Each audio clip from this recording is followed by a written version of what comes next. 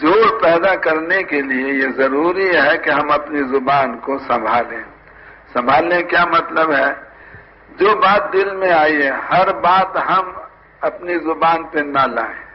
پہلے سوچیں کہ اس کو زبان پہ لانے سے جوڑ پیدا ہوگا یا توڑ پیدا ہوگا.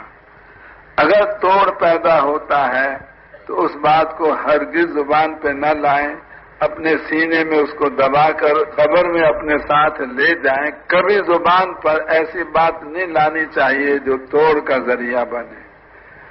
اور اگر وہ بات جوڑ والی ہے تو اس کو ہم کہیں، لیکن اس کو بھی کہنے کے دو طریقے ہیں. ایک طریقہ توڑ والا، ایک طریقہ جوڑ والا.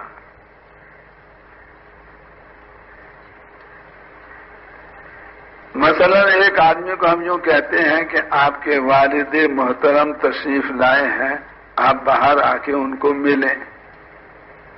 تو یہ ٹوٹا ہوا آدمی بھی اس عنوان سے ہمارے ساتھ جڑ جائے گا.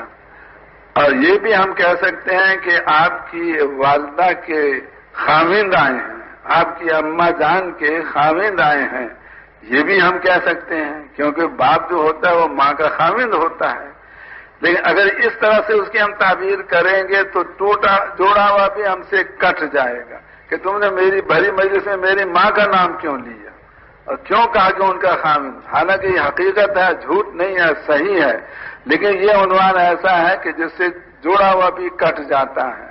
تو آج ہم لوگ یعنی صحیح بات کو کہتے ہیں مگر ایسے انداز سے کہتے ہیں جس سے توڑ پیدا ہو جاتا ہے. اور حضرت ابوبکر رضی اللہ عنہ کی ایک بڑی صفت یہ تھی کہ وہ توڑ والی بات کا جواب بھی جوڑ والے عنوان سے دیا کرتے تھے. یہ حضرت ابوبکر کے بعد بہت زیادہ ہمیں سیکھنے کی ضرورت ہے، کیونکہ ہمیں پتہ نہیں لگتا کہ ہم توڑتے لوگوں کو زیادہ ہیں یا جوڑتے زیادہ ہیں. یہ جتنے ہم ذمہ دار ہیں مختلف مرکزوں میں اور شورا والے، اب ہمیں اس دنیا میں تو کوئی ہم سے حساب کتاب لے نہیں سکتا کہ تم نے توڑا زیادہ کو یا جوڑا زیادہ کو.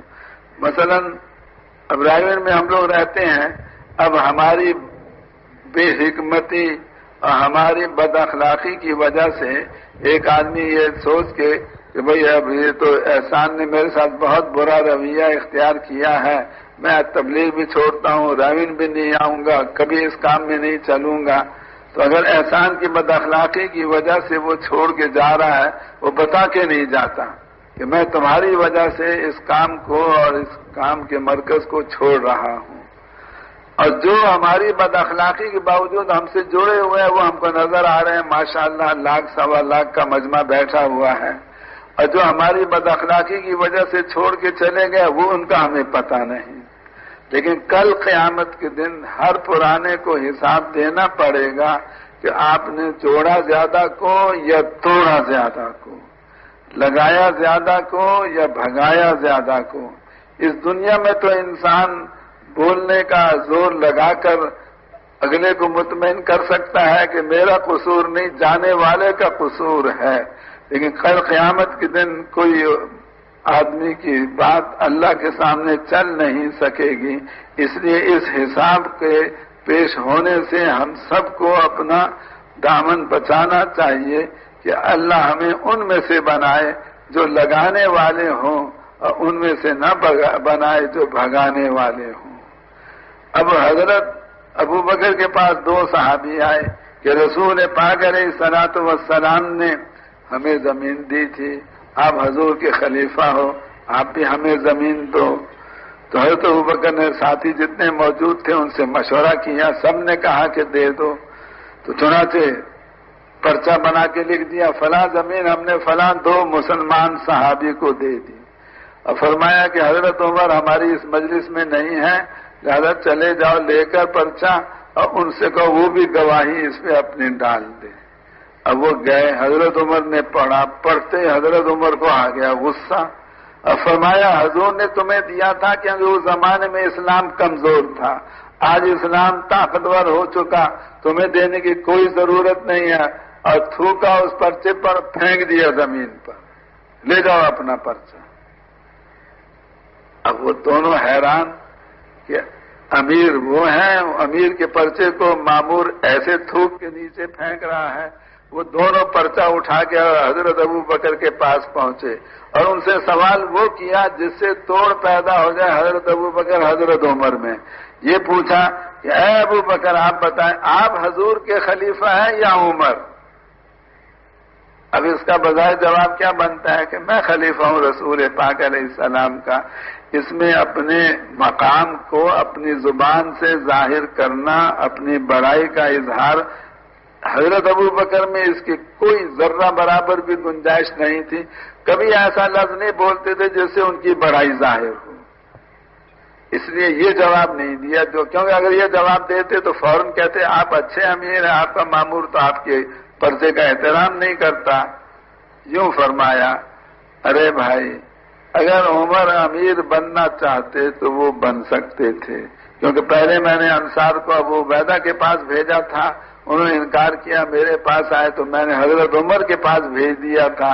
اگر حضرت عمر اس وقت امیر بننا چاہتے تو میں نے موقع دیا تھا، وہ نہیں بنے، اس لیے مجبوری میں مجھے بننا پڑا.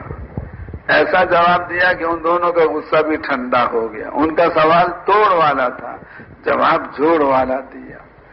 اور پھر حضرت عمر پیچھے سے پہنچ گئے غصے میں بھرے ہوئے اور یوں فرما رہے ہیں کہ اے ابو بکر یہ زمین آپ کی ہے یا مسلمانوں کی؟ نہ بھائی میری نہیں ہے، مسلمانوں کی ہے. تو آپ نے مشورے کے بغیر کیسے دے دی؟ اب اس کا جواب حضرت ابو بکر کے پاس ہے کہ سارے مسلمانوں سے ایسے مسئلے میں مشورہ کرنا ممکن نہیں. جتنے میرے پاس تھے ان سے میں نے مشورہ کر لیا تھا، سب نے کہا تھا تو آپ تھے نہیں، آپ کے پاس میں نے پرچہ بھیج دیا. تو حضرت ابو بکر حضرت عمر کو ایسا جواب دے سکتے تھے جس سے وہ لاجواب ہو جاتے، لیکن ان کا غصہ اور بڑھ جاتا. تو یہ جواب نہیں دیا کیونکہ اس میں پھر توڑ پیدا ہوتا ہے. کیا جواب دیا؟ اے عمر میں نے اسی لیے آپ سے کہا تھا کہ آپ خلیفہ بن جاؤ، میں کمزور ہوں، لوگوں سے دب جاتا ہوں، آپ طاقتور ہو، آپ لوگوں سے نہیں دبتے. تو ایسا جواب دیا کہ جس سے حضرت عمر کا بھی غصہ ٹھنڈا ہو گیا. سوال توڑ والا اور جواب اس کا جوڑ والا. آج امت کے بے شمار ٹکڑے ہو چکے ہیں اور جو امت کو تقسیم کرتا ہے، کچھ کو اپنا سمجھتا ہے، کچھ کو غیر سمجھتا ہے، وہ رسول پاک علیہ السلام اور صحابہ کی محنت پر پانی پھیرتا ہے اور امت پنے کو وہ ذبح کرتا ہے. اس لیے اللہ ہمیں ان میں سے نہ بنائے جو امت میں توڑ پیدا کرنے والے، اللہ ہمیں ان میں سے بنائے جو امت میں جوڑ پیدا کرنے والے ہوں. کیوں بھائی یہ صفت اپنے اندر پیدا کریں گے نا انشاءاللہ. پہلے تولو پھر بولو، ہر بول سے پہلے سوچیں کہ یہ بول جوڑ والا ہے توڑ والا ہے. اگر جوڑ والا ہے اس کو اس انداز سے بیان کریں جس سے جوڑ پیدا ہو، ورنہ جوڑ والی بات کو بھی آدمی توڑ والے الفاظ سے کہہ سکتا ہے.